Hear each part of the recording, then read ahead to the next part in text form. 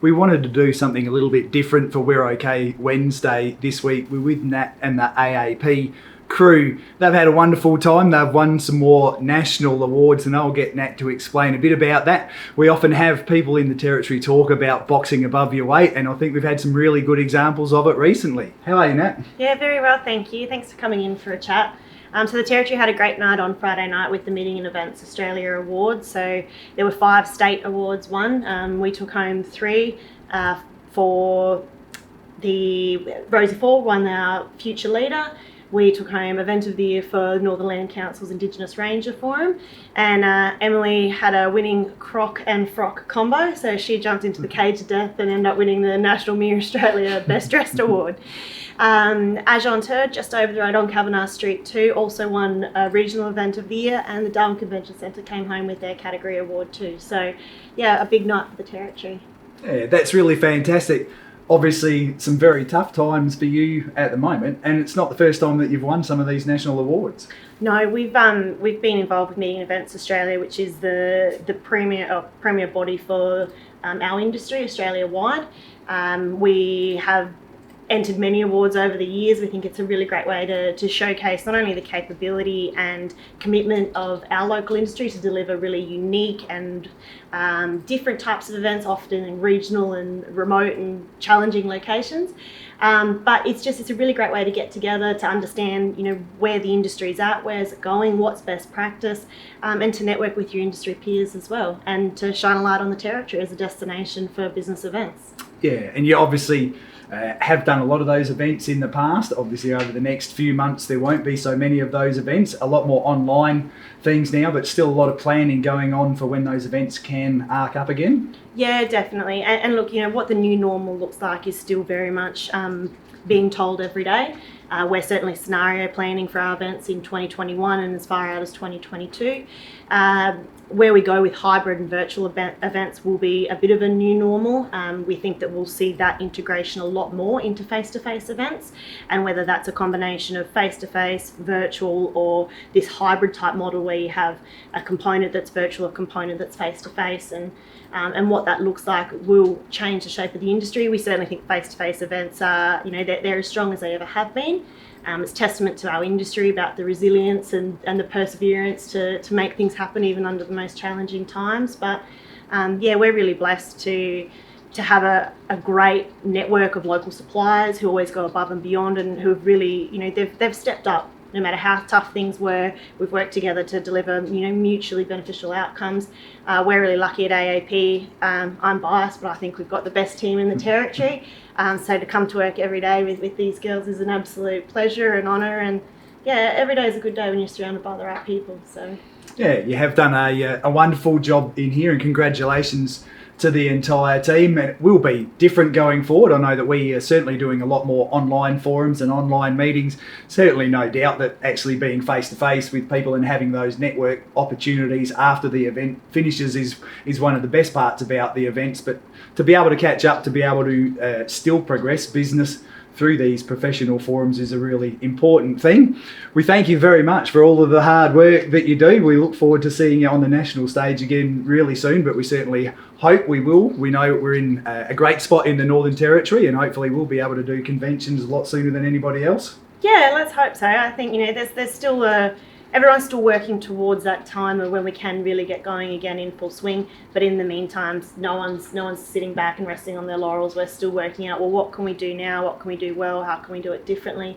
How do we upskill, and how do we bounce back stronger and better than we were before? Yeah, it's been really great. It's great to learn a bit more about AAP, celebrate the people in the Territory that really do box well above their weight. The Darwin Convention Centre and Agentur as well. Congratulations to all of them. We look forward to seeing you soon. Thank you. Thank you. Yeah.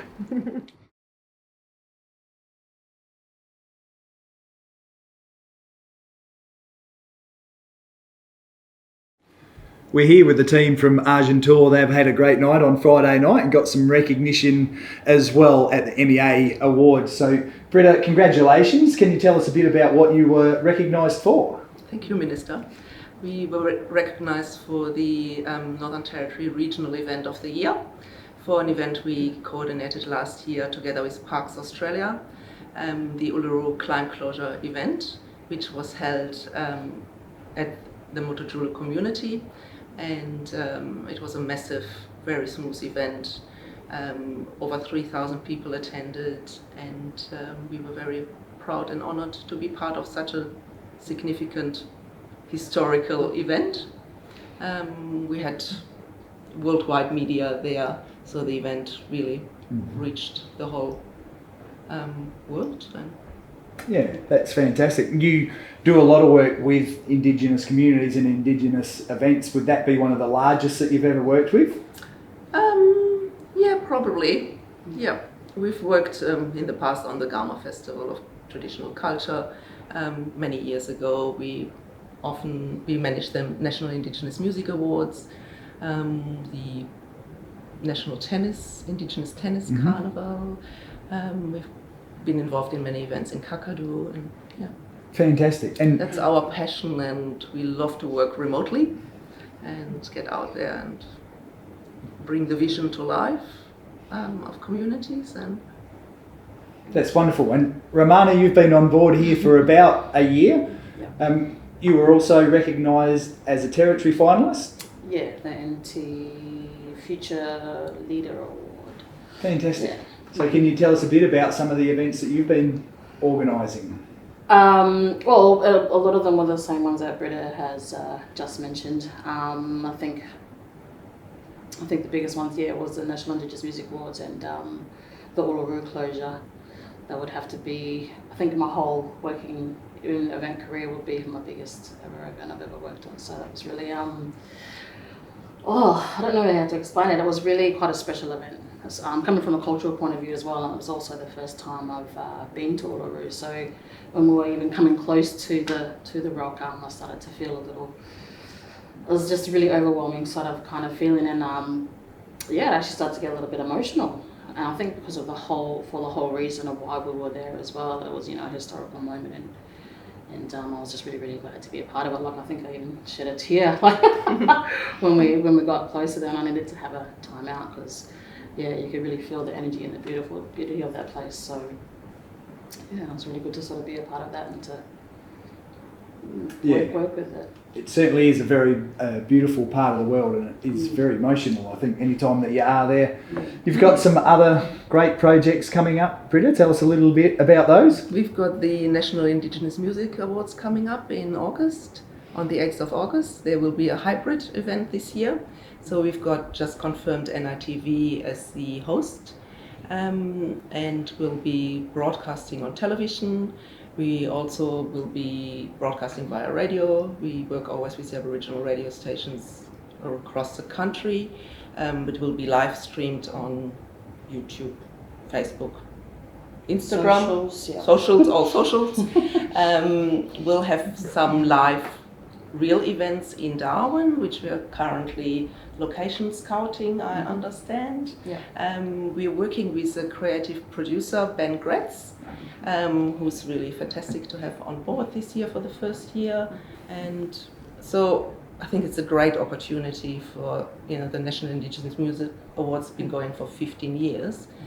And we've been involved every year, but this year we have a real chance to reach the world because we're not just in the amphitheatre with our normal crowd. So it's exciting. Yeah. That will be really exciting, and we do look forward to seeing the NEMAs online this year and being spread not only around the nation but around the globe as well. It's been really wonderful to be able to have a quick chat with the team here. There are so many Darwin businesses and businesses right through the territory that are doing a wonderful job, and certainly on the national and international stage at the moment. So congratulations, well done, and keep up the great work. Thank you, Minister. Thank you. Just a big shout out to the Darwin Convention Centre staff. They were finalists again this year for an event venue. We know that these events have changed at the moment. We know that they will come back stronger than ever very soon. We know that Darwin's going to be in a great position to hold these events into the future, and we very much look forward to that.